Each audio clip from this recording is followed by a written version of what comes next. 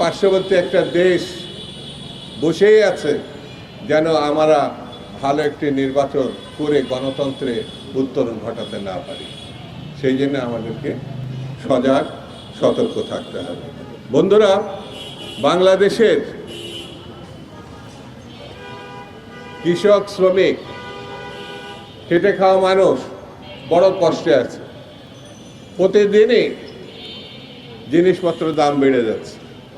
প্রতিদিনই তারা মানসিক যন্ত্রণা, সংসার টেনে নিয়ে সামনে এগোনো খুব কষ্টকর হয়ে গেছে।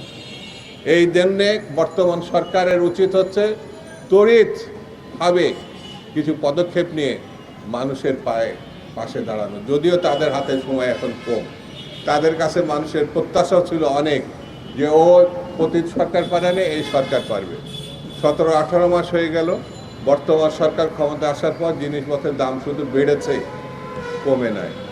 আগামী সরকার আসা পর্যন্ত আমাদের অপেক্ষা করা ছাড়া আমার মনে হয় আর কোনো পথ আমরা পাচ্ছি। কিন্তু একটি জিনিস, ভালো নির্বাচনের জন্যে আইন শৃঙ্খলা পরিস্থিতি ভালো হতে হবে, কিন্তু সেটিরও লক্ষণ আমরা দেখতে পাচ্ছি না। সেনাবাহিনী, আইন শৃঙ্খলা বাহিনী সবাই মাঠে থাকা অবস্থায় আমার এই ঢাকা শহর না, আমার চুয়াডাঙ্গাতেও জীবননগরে একটি ছেলেকে কি নির্মমভাবে পিটিয়ে হত্যা করা হলো। এটা তো কোনো সন্ত্রাসীরা তাকে হত্যা করে না, কিন্তু যারা হত্যা করেছে তাদের এই হত্যা ঠেকানোর কথা। তারাই তো নির্বাচনে থাকবেন বলে আমরা জানি। সেই জন্য বন্ধুরা, আমাদের যেমন সতর্ক হতে হবে, যারা আইন শৃঙ্খলার পুনরুদ্ধার এবং স্বাভাবিক করার জন্য আছেন, তাদেরও যারা নেতৃত্ব পর্যায়ে আছেন তাদেরকেও সতর্ক এবং সাবধান হতে হবে।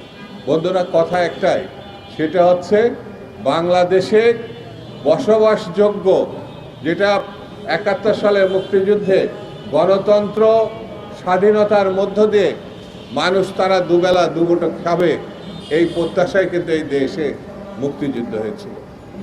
40 থেকে 50 লক্ষ শিক্ষিত অশিক্ষিত বেকার বাংলাদেশে, কাজ না এখন। বড় কষ্টে সেই কাজেরও ব্যবস্থা আর উদ্যোগ নিতে হবে। সেই জন্যে ভেবেচিন্তে আমাদের ভোট দিতে হবে। এমন সরকার চাই যে সরকার অতীতে বেগম খালেদা জিয়ার নেতৃত্বে, শহীদ জিয়া রহমানের নেতৃত্বে বাংলাদেশকে আমূল পরিবর্তন করে ফেলেছিল।